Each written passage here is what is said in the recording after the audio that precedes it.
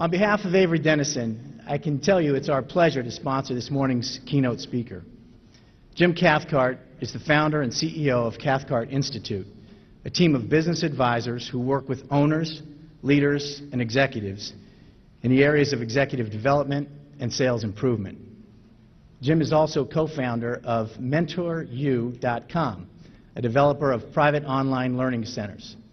He's the author of 13 books, including 2 bestsellers, Relationship Selling and The Acorn Principle. In the year 2000, the ebook edition of The Acorn Principle was the #2 national bestseller out of 2,000 titles. In case you were wondering, Stephen King was #1. But there's another side of our speaker which is even more interesting. He's also been a nightclub singer, psychological researcher, bill collector, motorcycle salesman, banker, insurance agent, director of training, meeting planner, association executive, and an internet business owner. He may not be able to hold a job, but I hear he can really hold an audience. Ladies and gentlemen, please join me in welcoming this morning's speaker, Jim Cathcart.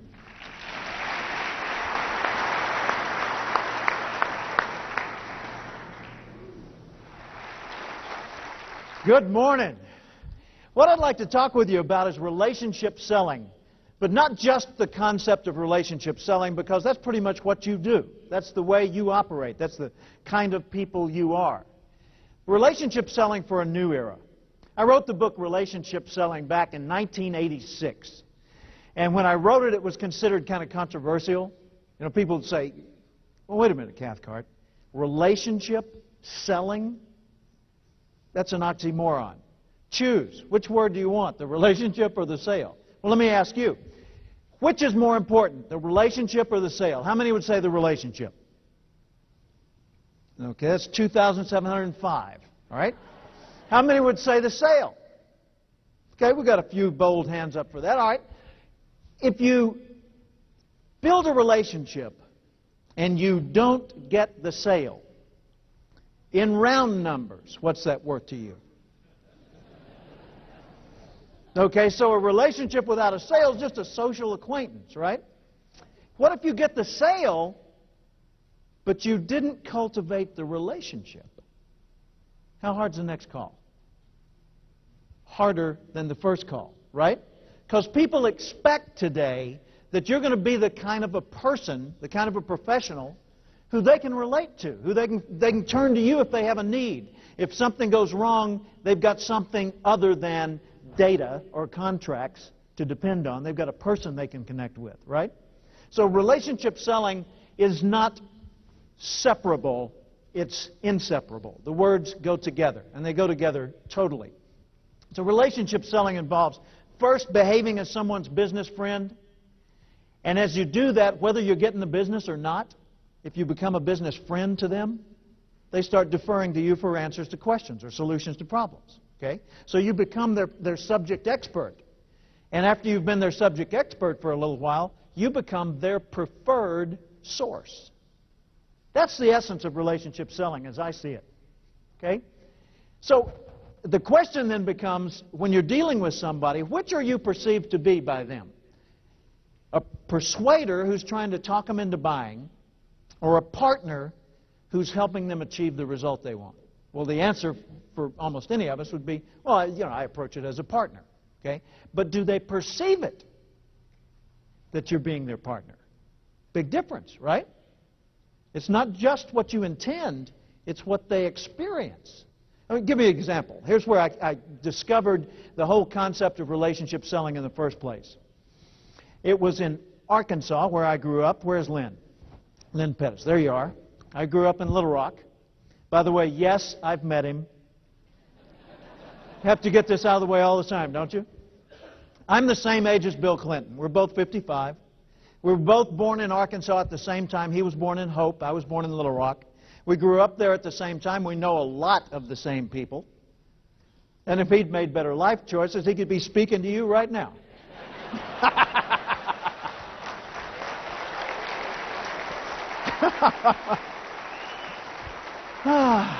But I got the better job. Yes. But I grew up in Arkansas, and back in 1968, I was working for GMAC. I was a field representative. Translation, bill collector. Now, 1968, I was 22 years old. Look at this face. This is 55. Can you picture me at 22? 22, I looked about 4. I always had the rosy cheeks, you know, didn't have gray hair back then. I was kind of a baby face. And what I was doing for a living was repossessing log trucks in the hills of northern Arkansas, up around Mountain View. On a typical day, I'd drive down some deserted logging road. I'd get back in the woods. I'd find this big truck I'd been looking for. I'd park my company car, and I'd kind of swagger over the truck. I'd stand there, I'd look up at the cab, and this big hair-covered creature would come down out of it. I'd look him square in the chin, and I'd say, "I'm here to get your truck." And he'd say to me, "Boy, I don't know if you've noticed from down there, but we're alone in these woods." I'd say, "Yes, sir," and I'd go back to the company car. And they'd say, "Look, just go away and leave me alone." I'd say, "Hey, no worries, Mac, I'm out of here." And I'd start to drive off. I'd pause for a second and say, "Excuse me, but one last comment before I leave. I'm the last nice guy they plan to send. See ya." And they said, wait, whoa. What do you mean, last nice guy?" I said, "Well, after me, it gets kind of ugly. You know, they send these big bruisers with guns and sheriffs. Not a pretty sight." And they said, "Well, what are my options?" And I'd say,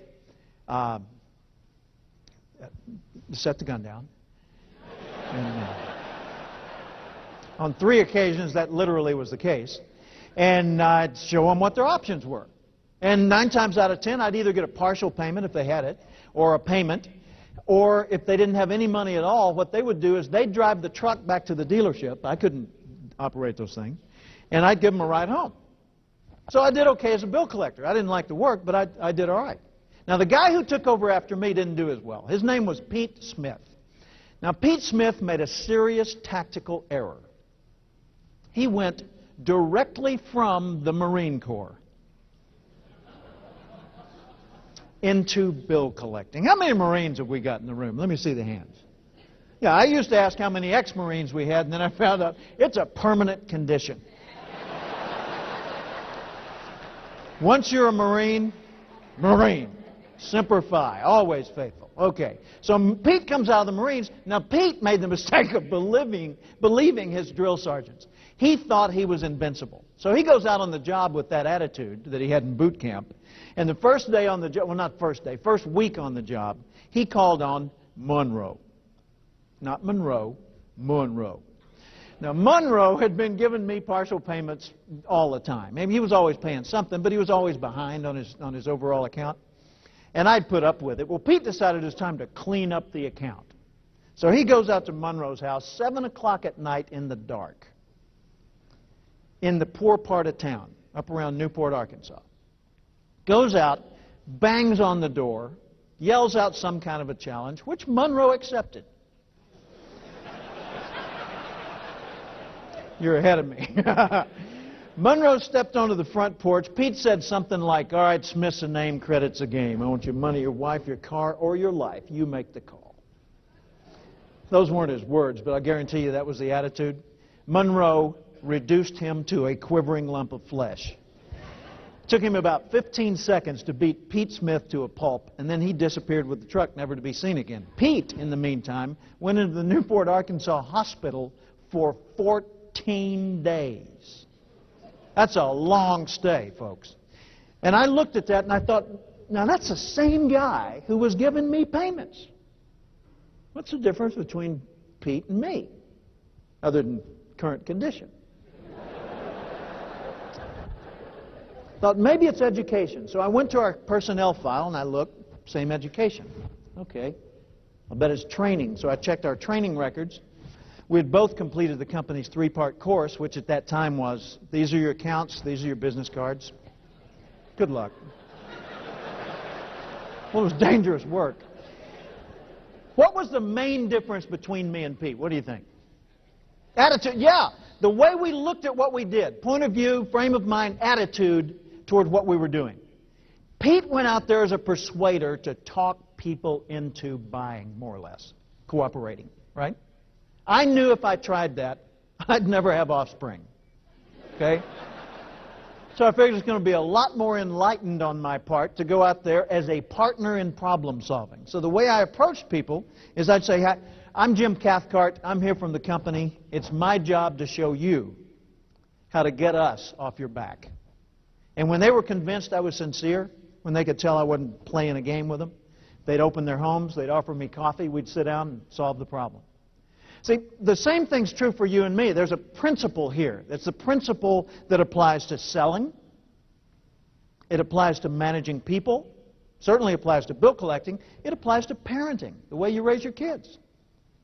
You find that the most effective parents are the ones that are helping their children grow, not forcing them to behave in a particular pattern. Which is more important? To get your kids to complete their homework, or to cause your kids to love to learn? And what's the difference in the two? Get them to complete their homework, what do you get? Homework. What's that worth? Right? Get them to love to learn. Cultivate in your children an enjoyment of the learning process. You don't have to look for homework for the rest of their lives, because they will find a way to figure out what they need to know, because they love the experience of learning. Frame of mind or point of view is enormous. So you say to me, all right, well, I already go out there as a partner in problem solving. I already train my people when they contact the businesses that we do business with. I train them to approach it as a system seller, a problem solver. You know, go in there and look for a solution, not just peddle some goods. Okay, good. But do the customers get it that that's where you're coming from? See, what we've got to do is we've got to be sensitive to their mindset and notice throughout the sales dialogue, whether it's on the phone, through email, or face-to-face, we've got to notice whether they're perceiving us as one or the other. And then do the things that lower the tension, raise the trust, and lead to more sales. I've rewritten the book Relationship Selling. It'll come out in September. And I rewrote it as the 8 competencies of relationship selling, because I found that there are 8 sets of skills, not just a few skills, but 8 packages, each of which has a lot of skills in it, that constitute sales effectiveness in the whole concept of relationship selling. Think about your own strengths, yours as a person and yours as a company. Which of these skill sets are the strongest? Now, there's 8 of them up here. Preparing, that's sales readiness, being ready to do the job well even when the circumstances change. There's targeting the right people, not wasting time calling on the people that are less productive for you. Okay? There's connecting with the people you've targeted in such a way that they want to do more business with you, to talk with you. They want to open up and expose their needs so that you can prescribe the right solution. There's assessing both the personal needs and the situational needs, not just prescribing technically the products they need, okay, but also understanding why they need them and how they feel about that, okay. There's solving the main problem, and that's a whole set of skills around finding, highlighting, and solving the main problem that they're concerned about. Then there's assuring that they make a commitment to it, that you're actually what we used to call closing the sale, which is actually confirming the sale and opening the flow of services and goods, right? So closing, really an inappropriate choice of words, but it's commitment, and that's a set of skills. Then there's assuring that they stay satisfied after you're not in touch with them that week. After the phone call's over, after the delivery, assuring that they stay satisfied. That's a whole set of delivery and service skills. And then finally, there's managing yourselves for improved sales performance, which is everything from tracking your own numbers to keeping yourself motivated to maintaining the right frame of mind among your team to keep them thinking in terms of service and looking for needs and opportunities. So there's 8 of them up there. Which of the 8 are the strongest in your organization? Choose the top 2. Top 2 strongest in your own organization. How many of you would put the preparation and sales readiness in your top 2? Could I see your hands? Okay. How many would put targeting the right prospects or customers in your top 2? Okay. How many of you aren't going to raise your hand no matter what I ask next? Okay. I just want to see who I'm working with here. All right. Connecting, top 2. Good. That went up a lot. All right. Assessing the needs, top 2. Good at assessing the needs. All right. Solving, top 2. Commit, top 2. Good. All right. Assuring satisfaction. And finally, managing yourselves for improved sales, top 2. Now, whichever are your top 2 strongest automatically exposes what the 6 are that are not your top 2. You already know what your homework is. Here's one way to look at it. Put it on a wheel like this with the dot in the center being 0 and the outer perimeter being 10, and each one of these is a rating scale. And sometime when you've got a few free moments to think about this, or maybe while you're here, do this little assessment gram, I don't know what you'd call the thing, evaluation wheel, and just put a little dot on each line between 0 and 10 as to where you feel you currently are as an organization in the strength in that particular sales competency. And then connect the dots within the circle and see what kind of shape you come up with. And I'll bet you it's not a circle. What do you bet? What that tells you is which areas need a little more emphasis, more attention, which areas need some more training, which areas need some more resources maybe to compensate for an ongoing shortage in that area. So I hope it's a helpful tool, something you can use. And watch the bookstores in the fall for the 8 competencies of relationships. No, don't watch the bookstores. Buy the book. Boxes of them. Give them to everybody. Okay.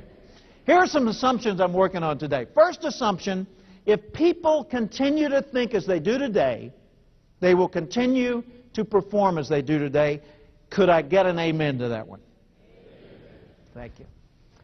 If we don't change people's thinking, we will not change their performance. Okay. Second assumption. When people are not held accountable, performance lapses are commonplace. Accountability is what drives society. It's what makes an organization or a family or a community work. Without accountability, somebody's pulling the wagon while somebody else is kicking back and taking a free ride. Okay? So we've got to have accountability, but we've got to change people's thinking if we want to change their performance. Likewise, if people can't see tomorrow clearly, they assume tomorrow is going to be like today or like yesterday. So part of our job as leaders, part of our job as the people who go to the conferences, the people who soak up this new information, the people who convert the ideas from the main platforms and the breakout sessions into practical application dialogue in the hallways afterwards, we need to help other people see what's possible. We need to paint some pictures of what tomorrow can be. Because if it continues to look like it used to look, nobody's going to change their behavior. And if nobody changes their behavior, no, it doesn't stay the same. We fall behind. Agreed? Got to constantly grow and change. So what's coming? I don't know. I know some things, and you know some things. You know, we know that e-commerce is enormous, but it's minuscule compared to what it will soon be. We know that skills that we used to deny that we were going to need, you know, like email and things like that. Nah, I don't need to fool with that. I got people that do that. Remember those days? Yeah, we're talking way back in like, I don't know, 99. You know, we're finding that, of course, we've got to have new skills. Sure, technology's getting easier. Technology's getting more user-friendly. But at the same time, if we're not constantly learning and growing, we're quickly becoming obsolete. So as we come to the conferences like this, as we go online, we do research, we talk with our colleagues, and we find out what's coming, we need to ask ourselves further, what do we need to do to be ready for what's coming? Because if you're not ready for it when it gets here, guess what? It's not your opportunity. It's somebody else's. Ooh, a little disturbing thought, huh? So if you want to know more, start to notice more. And start noticing more in a lot of areas. Look outside your own field. I want to run through a little scenario with you here. This is a model where I just talk about how long it took various technologies, most of which you deal with on a day-to-day basis, how long it took these technologies to reach 30% market adoption, saturation point, beyond which it starts to just flash into everybody's world. Okay? For the telephone, it took 38 years for 30% of the market to adopt it. 38 years. The television took 17. Personal computers, 13 years. Scanning technology, over 10 years. Wireless phones, 10 years. Remember when it was so fun, so clever to call somebody from their front porch and tell them to answer the doorbell and then you rang it? Wow. Okay. We've come a long way. Hey, put it on mute, will you? Okay. We've come a long way. The Internet took 7 years. Now, has anybody picked up a trend yet? What's next? I don't know. How long is it going to take to be adopted? Less than... Exactly. See, what happens is society advances based on two things, based on the solutions we produce and on the connections we sustain. So what we've got to do is we've got to focus on the servers and make sure that the CBLF servers are right. If we're going to have all this technology and it's all changing and evolving, if we don't take care of this part, we've got a serious problem.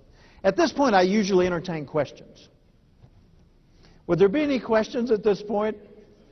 So what is a CBLF server? That would be a carbon-based life form.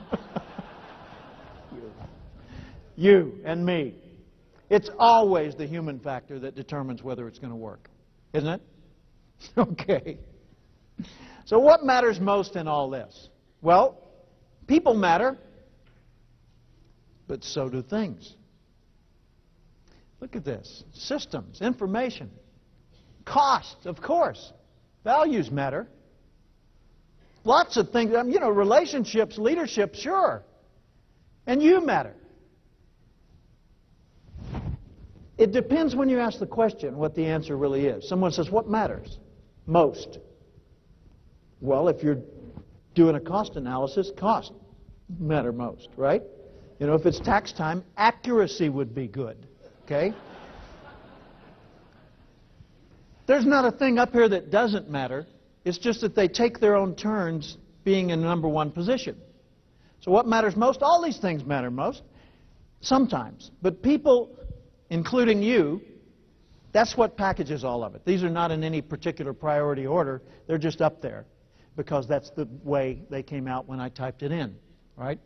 So if all these things matter, then we've got to make sure that we don't neglect any of these. I said a while ago that society advances based on the solutions that we produce, the kind of products and services, and the connections we sustain. So what we've got to have is pH balance. pH, profits high. pH, people happy. Does that work for you? Okay. Now, if you've got really high profits and your people are not happy, what's coming? That's right. Okay. So what if you make your people really, really happy, but you never get your profits up again? Become a church, you get a tax advantage. Okay. Maybe you just ought to work on both sides, huh?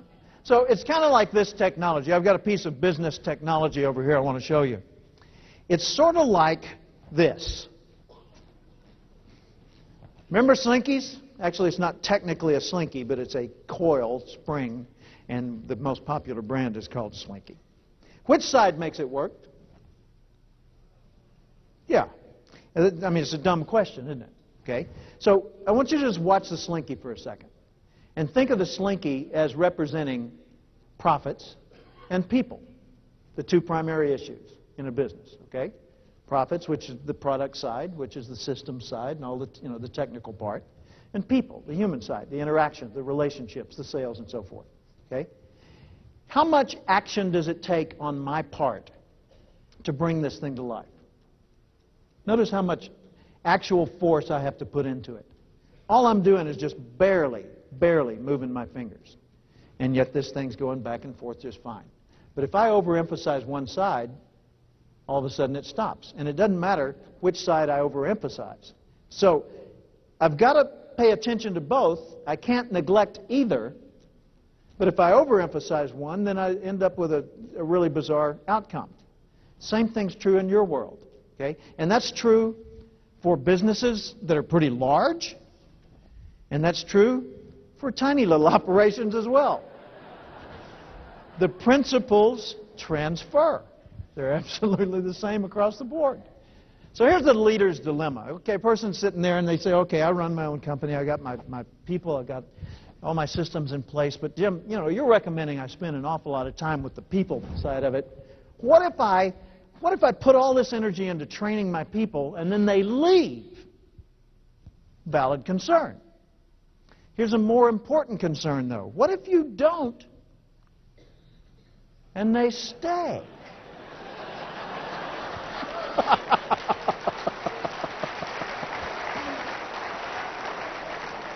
Shudder at the thought, huh? It's not optional. I mean, we don't have the option of not training our people, of not guiding their thinking and developing the right frame of mind toward all this. It's part and parcel of leadership. It's what comes from being in a position where you can make a difference. It's a basic responsibility. But there are vital relationships we have to lead people into. For example, if the person doesn't feel connected to the organization, they always will seem like an outsider, even if they've been there 30 years. If it were possible to live that long, and it may be, that you could have been with S.P. Richards from 1848 to now, if you didn't feel a connection with the vision, the values, the beliefs of this organization, even today, after all that time, you'd still feel like an outsider, someone that didn't belong. But if you do embrace what the organization's about, you feel like family the first day. So that's one of our primary roles, is we've got to get people to embrace the organization itself, to understand it and care about it and believe in it, or go somewhere else if they don't. Okay? Second thing is we've got to make sure they understand in the overall scheme of things, what's their part? Where do they fit in this matrix? They need to see how, when they produce a result and it goes to the next level, what do those people do with it, and how do they feel about the way they get it? And when they get something from someone else, where are they in the food chain? And how does it go back upstream, right? Also, they need to understand the technology they're dealing with and understand more than just the operation of it. They need to understand a little bit of the why that makes it that way, so they can help make it even better. Okay? If a person doesn't have a sense of purpose in what they do, they won't add much value to what they do. Would you agree with that? If you don't find much purpose in what you do, you won't add much value to what you do. Quick story. Years ago, I was in Atlanta in the airport, and I was in the food court. And I was standing there with my little coffee and muffin, and I was just watching all the people. It was really, really crowded. It was like out in the foyer this morning, people everywhere, thousands and thousands of them. And I chose not to fight for a table, so I just stood back and had my little snack. And I noticed a busboy who's bussing tables, but he looks like this. Slumped shoulders, long droopy face, kind of dragging his feet. And he goes from table to table, and he picks up a tray, and he gets the trash, and he's making eye contact with nobody. Goes over, he throws away the trash, takes his rag, goes to another table. I'm getting depressed watching this guy. I'm thinking, somebody ought to do something. So finally I finished my meal, and I threw away the trash, and I went over and I just tapped him on the shoulder. He recoiled. I think he thought he was going to get in trouble. I said, "Excuse me." He said, "Yeah." And I said, "What you're doing sure makes a difference here." He said, "No, sir, Huh? I said, "What you're doing sure makes a difference here." I said, "Look at this place. It's jam-packed with people. If you weren't cleaning these tables, in 5 minutes there'd be trash everywhere. The place would be unsanitary, unpleasant. People wouldn't come. What you're doing matters. I just wanted to say thanks for doing it. See ya. Now, I'm walking off. He's in shock.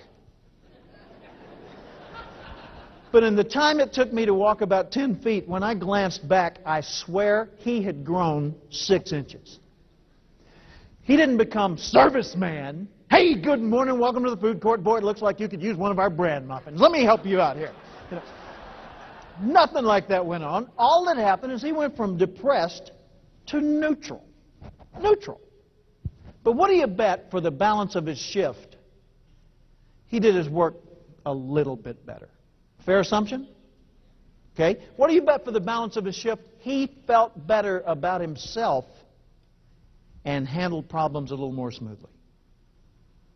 Okay. What had I done? Complimented him. I acknowledged him. A guy in Seattle said, Jim, you gave him back his dignity. Ooh, that's kind of lofty. I don't know that I did that, but here's what I did do. I pointed out the direct connection between his performance and the effect it had on other people. I pointed out the direct connection between his performance and the effect it had on other people. He knew about that, but he hadn't thought about that. He didn't think about it very often at all, I'll bet. How many times do your people think about it? How many times do you think about it in a given day?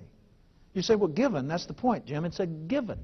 Hey, when it's a given like that, I'll guarantee you it's not getting much mental energy or much emotional investment.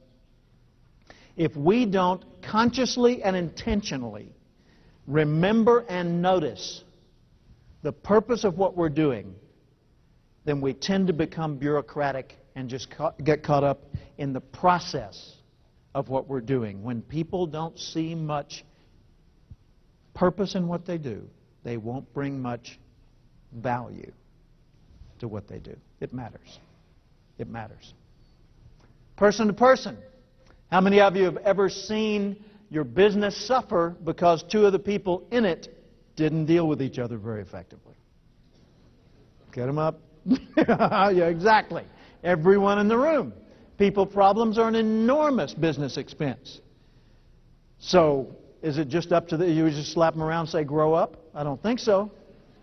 I think it's a skill thing, it's an attitude thing, it's an inspiration thing. We need to inspire them. We need to lead them in such a way that they feel the need or the impetus to rise above that and to acquire the skills for resolving personal conflict. And also, person to self. If a person doesn't feel good about him or herself, it will show up in their work. Agreed? Absolutely. So it really pays to support and encourage personal development through your organization. We used to say, nah, that's their personal problem. You know, that's something, that's not job related. The heck it's not. It shows up on the job. That's job related. We're talking dollars here, right? Okay? So there are a lot of vital relationships that expand our thinking about what does it mean to be a leader, be a manager, be a director of sales, be a vice president of an organization. There's a lot to it. Organizational DNA, the genetic code of your organization, is contained in what you believe in, care about, stand for, and how you express yourself to the community.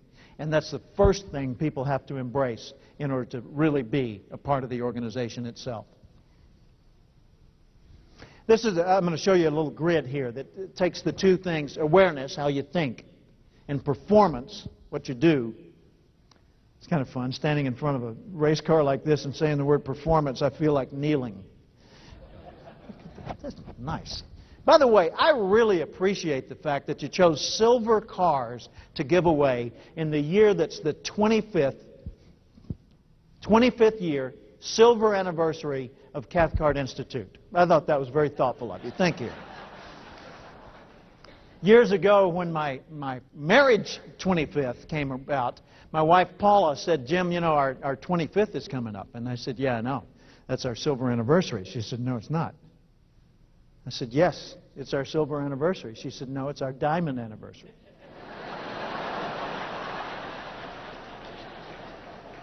I said, you're right. I said, do you want to specify shape or just size? She said, size will do. Supported by baguettes. And she described what she was looking for and gave me time to save up for it, thank heavens. She said, by the way, what do you want? And I said, just wait till you get your diamond. And then we got it, and I said, all right, your turn. I want you on the back seat of my motorcycle as I tour the Alps for 16 days, 3,000 miles. She said, done. Most romantic experience we ever had. Just riding through those mountain passes and by the little villages, day after day in Austria, Switzerland, Germany, France. Oh, man. So we did it again for our 30th. A few years will be our 35th. I think we'll do it again. Boy, ain't life grand. I tell you what. Awareness and performance. How you think and what you do equals mastery. If you put it on a grid, it looks like this. The two dimensions, how you think, awareness. How you do, that's performance. Awareness ranges from ignorance to enlightenment. And if you look at that, low awareness, person doesn't know much about what they're doing. They tend to focus only on the process, just the details, the steps. They become very rigid on process. Okay? But the people who really think about it are purpose-driven. They're doing what they're doing because it matters that they do it that way. The process matters only because the purpose exists. Without the purpose, the process is just bureaucracy, as I said a while ago. Okay? So how do you get people to not be so process-focused? Talk about the reasons. Talk about the purpose. Tell the stories within your own organization of how you're impacting the customers. Because if you just hear the stories and get the testimonials from time to time, but you don't wave those flags, you don't run them up the flagpole and let everybody hear about them, they won't think about them. And if it's not in the front of your mind, it's not in the front of your performance either. Purpose. Performance. Most people only do what's required. They do. They've got no reason to do more than that, most people. So they just do what's required. But a few people are exceptional. They step beyond the requirements and do more than they have to. Now, we created through this 4 quadrants within this grid. Low awareness and low performance, that's process-driven, doing only what's required. Okay? High awareness, low performance, that's purpose-driven, but still just doing what's required. High performance, low awareness, don't think about it much, but do a lot of work, not much thought. Okay? And then high awareness, high performance, upper right-hand quadrant. Here's what the names of them are. Low awareness, low performance, I call the passenger. They're just along for the ride. Now, there's a passenger in your organization, or a passenger, if you're thinking about this in a sales context, a customer that's buying from you, low awareness, low performance, not acting on it, not thinking about it much. Do they need education to raise their awareness or motivation to raise their performance? Yes. They need both, right? Okay? A person who's a critic, someone who's high in awareness but low in performance. They talk a great game, but they become what Brian Tracy told me is an articulate incompetent. Intellectually arrogant. Okay? Do they need more awareness to make them more effective? Heck no. They need more motivation, more behavior, more performance. Okay? So you can look at this and look at the person you're dealing with and know pretty quickly whether you need to focus on action, which would be a motivation issue, or focus on understanding, which would be an information issue. High action, low thinking, that's the competitor. The competitor doesn't need more motivation, they need more education, information. And the leader, whether they're in a leadership position or not, I mean, they don't have to have anybody answering to them but themselves. To be a leader requires high awareness and high performance. With them, you don't need information or motivation to get them going. You just need to point them right and get the heck out of the way. Now, is that something you can use? Okay. The AP grid. So the world's changing more than you are. Really is. More than I am as well. So in what ways are you currently obsolete? More than you know. Same's true for me. All of us are more obsolete than we ever realized. Let me share with you something to kind of put that in context. This is a little thing that comes out each fall from Beloit College in Wisconsin, maybe one of your customers. Beloit College sends out what they call the mindset list, and they send it to their faculty. And they say, folks, this describes how the incoming freshman class this year thinks about and sees the world. Compare it to how you see the world. The incoming freshman class this September was born in 1984.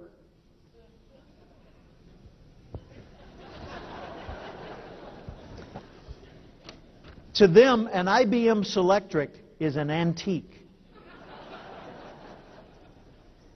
Thongs are not worn on the foot.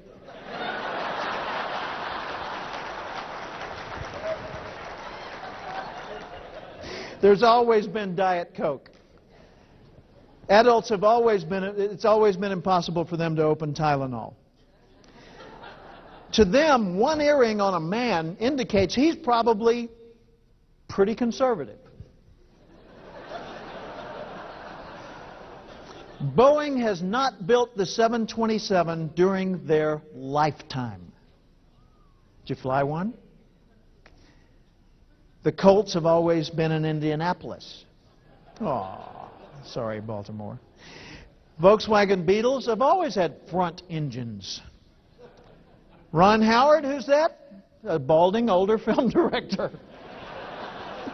Not Opie. Hey, don't have a clue what carbon paper is. Now, they have come up with a pretty creative definition for CC, courtesy copy. That's pretty good, I thought. Okay. Oprah's always been a national institution. Jay Leno's always been on The Tonight Show. They don't remember the Reagan era. Atari is before their lifetime. You say to them, you sound like a broken record. They say, what's a record? Honest to God. They've never heard of an 8-track. Oh, and they've certainly never seen a TV with just 13 channels. And they say, Grandpa, no kidding? You used to walk to the television?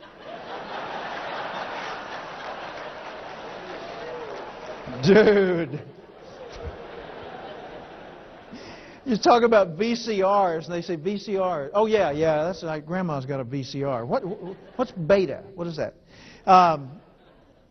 Never heard the statement, where's the beef? Oh, man. Michael Jackson's always looked like a white woman.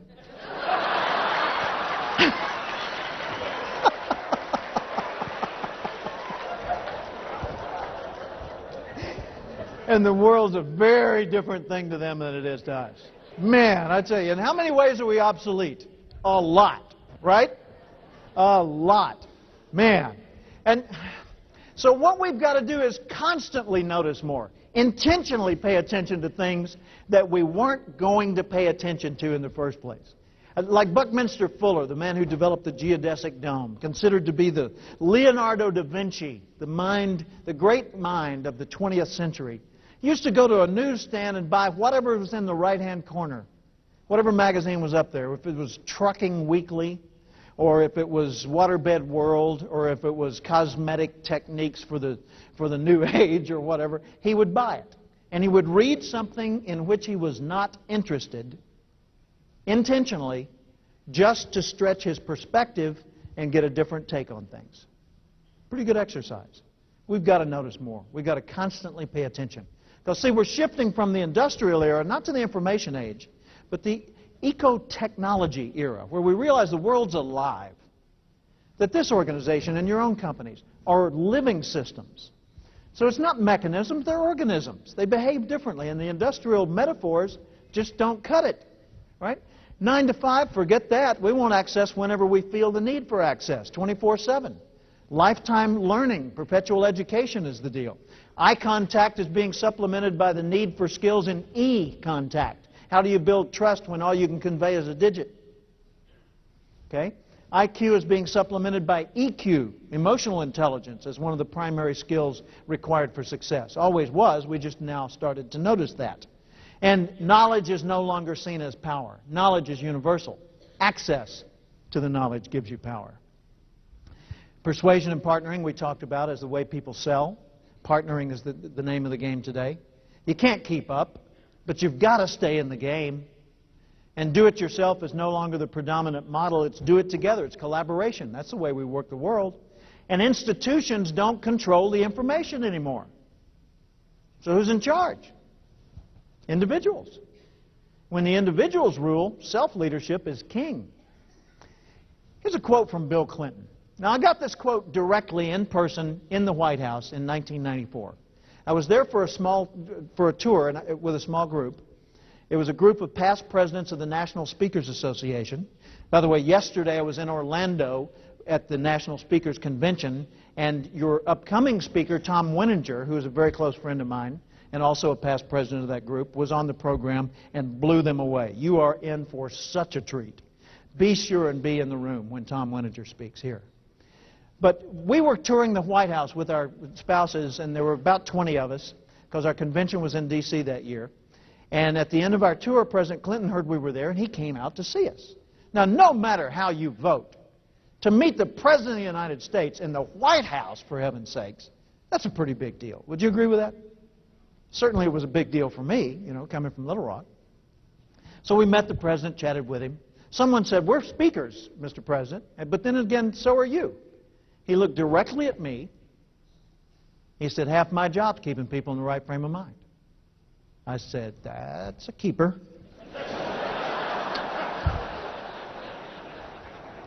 But when you think about it, isn't half your job keeping people in the right frame of mind? Really?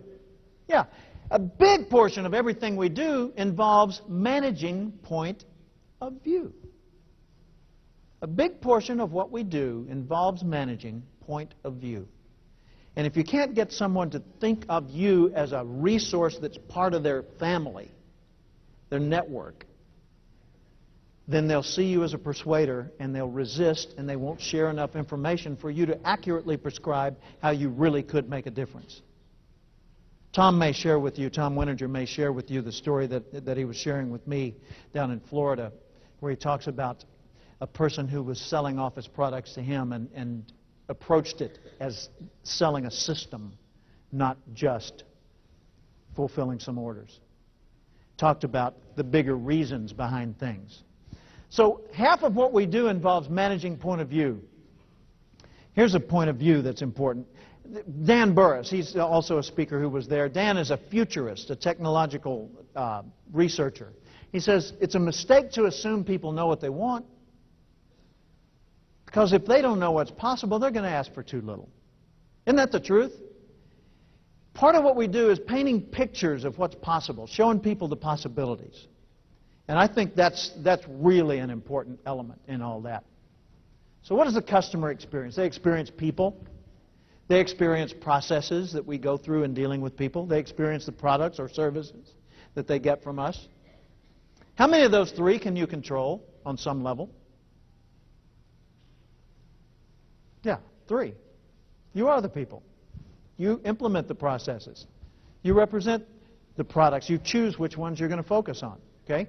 But most of all, what people experience is the feelings that they have from doing business with you and me. I want to talk about a concept that I call upserving, and it's contrasted with upselling. Upselling is about getting someone to buy more. Upserving, on the other hand, is about getting someone to feel more satisfied. Okay? So let me put this in context. It's not focusing on your needs to sell. It's focusing on their needs as the buyer. And the emphasis is not to get them to increase the size of the order. That may happen. But the emphasis is on getting them to feel more satisfied that they're your customer. Okay? Here's how I saw that in action years ago. 1975, I moved from Little Rock to Tulsa, Oklahoma. Lived in Tulsa for 6 years. When I moved there, the first thing I wanted to do on getting to Tulsa was reestablish my day-to-day routine. And for me, the day-to-day routine always begins with me going to breakfast by myself.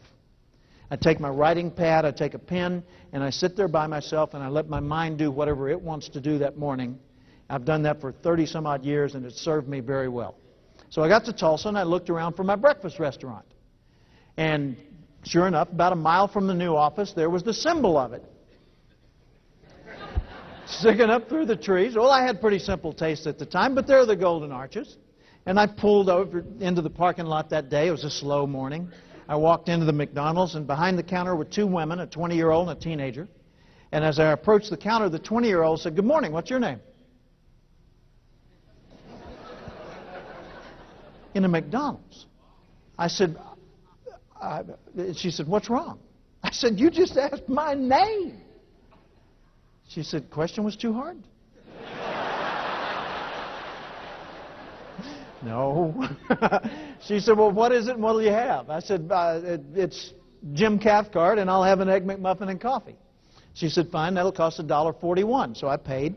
I started to walk off with my breakfast, and the teenager turned to the 20-year-old. She said, "Hey, Grandma, where are the coffee cups?" I said, "There is no way on earth you are a grandmother." She said, "No, but that's my nickname. They call me Grandma because I'm kind of the mother hen around here. I take care of things." And I said, "Well, what do you like to be called?" She said, "You can call me Grandma. My name's Marilyn." I said, "Okay, Grandma." You know, and I went on and I ate my breakfast. Now, I had a good time that morning. I came back the next day, and this became my regular place. Every morning for the first several, she asked my name. Then she started to remember it, and then she realized I was always ordering the same thing, always an Egg McMuffin and coffee. Always cost $1.41. So it was a regular routine, and I enjoyed the routine. Well, one morning I pulled into the parking lot, and I looked up and said, "Uh-oh. What do you think I saw?" A bus? Oh, no. Two buses. Now, two buses empty in a McDonald's parking lot equals what in a McDonald's lobby?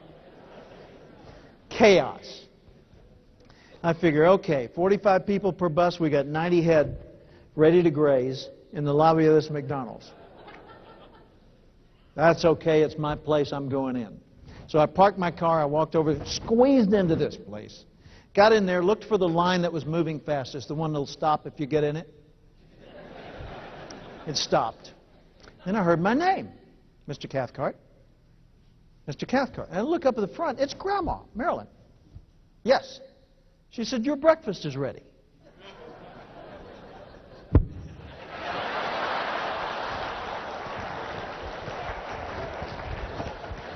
Excuse me. No, coming through. My breakfast is ready. Reached for my $1.41. She said, "Nah, it's on the house."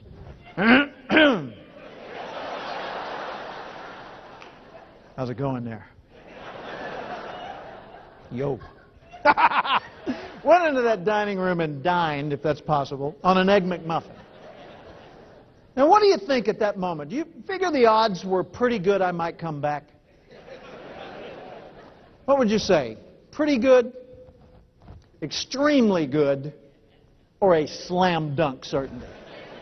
Slam dunk. What am I coming back for? The cuisine? No? Not the product? The price? That was a good price. What would I come back for? Yeah, Grandma, for the way she made me. The way she made me feel. With one simple, seemingly trivial gesture, she bought 6 years of customer loyalty. I'd bring business friends for lunch. I don't even like their lunch. They would say, "There? It's special." It was for me. Now, I want you to stop and analyze this for a second. 6 years of customer loyalty from one simple gesture. What did it cost her to do the gesture? That was the gross cost. What was the net? What, 2 cents? You've eaten one of those. Huh? But we'll give her the benefit of the doubt. It was $1.41, okay? How much time do you think she committed to that transaction? 15 seconds. You know, she's serving the other people, sees me, gets down someone's order, gets an extra egg sandwich and coffee. "Mr. Cathcart, your breakfast is ready." "No, it's on the house." Goes on serving other people. Maybe 15 seconds. 15 seconds of her time, $1.41 gross revenue commitment, 6 years of customer loyalty, 27 years of free advertising. Now, we're talking ROI. 27 years of me telling that story and giving them free advertising? That ain't bad. So why'd she do it? She did it because it was in the training manual. Okay, she did it because they gave bonuses to people who did that. No. She did it because if she hadn't done that, somebody would have noticed, she'd have gotten in trouble. She did it. Why'd she do it? She wanted to. Now think about that. We're talking management strategy here. She did it because she wanted to? How are you going to manage wanted to? Half of what you do is managing point of view. Half the job is keeping people in the right frame of mind. When people don't see much purpose in what they're doing, they don't add much value to what they're doing. How do you get someone to step outside of only what's required and do something exceptional? You do it by raising their thinking to the level that they see the purpose of it all. They realize that the purpose of your business is to cause the other businesses you deal with to be better off because they know you, because they relate to you, because they connect with you. You're in it together. Society advances, your business advances, your personal career advances based on the solutions you produce and the connections you sustain. Relationship and selling comes as a package, inseparable. So what's the purpose of what you do? Let me offer a way of saying the answer, okay? To make life better for people. Could I get an amen for that one? Amen. Thank you very much. The purpose of what we do is to make life better for people, for heaven's sakes. And we need to remember that the way to do that is be the person you're capable of being. J.C. Penney years ago said, no one need live a minute longer as he is because the Creator endowed you with the ability to change yourself. Now, you can't change your nature, but you can certainly determine which parts of it you cultivate, right? Everyone's capable of excellence, magnificence in their own particular niche, but we've got to nurture our nature.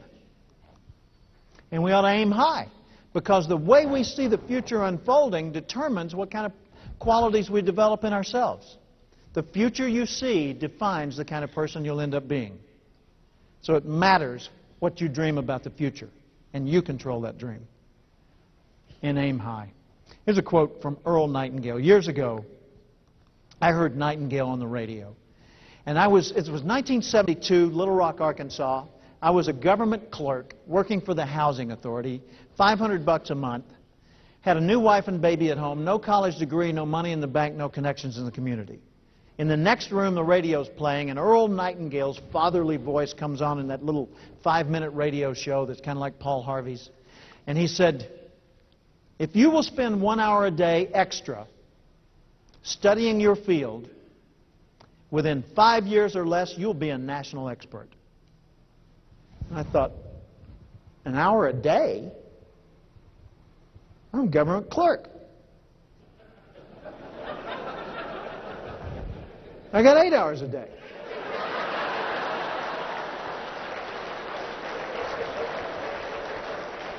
I can do this by Thursday.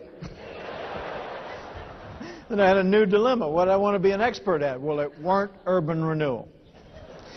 And I thought, I want to do what the guy on the radio is doing. I want to help people grow. But I had two conditions that would tend to limit one's speaking career. I had never given a speech in my life, and I had nothing to say. Kind of keeps your fees modest, you know.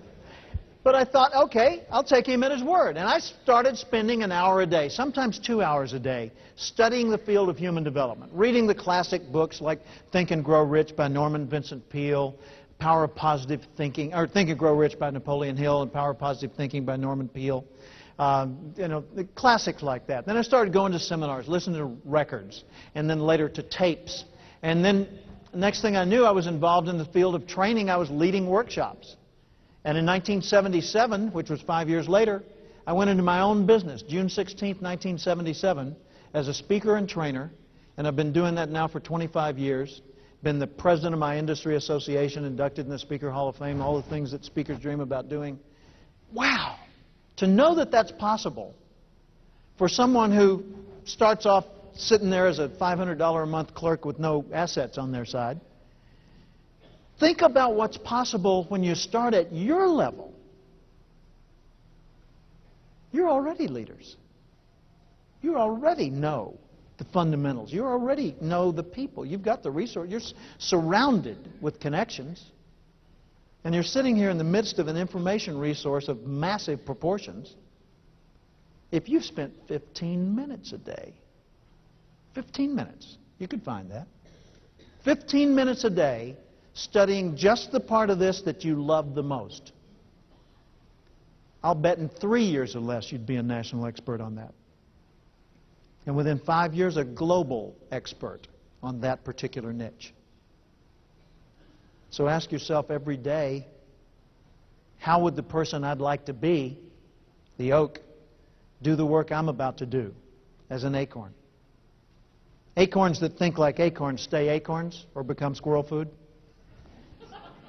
Acorns that think like oaks spawn generations of future acorns.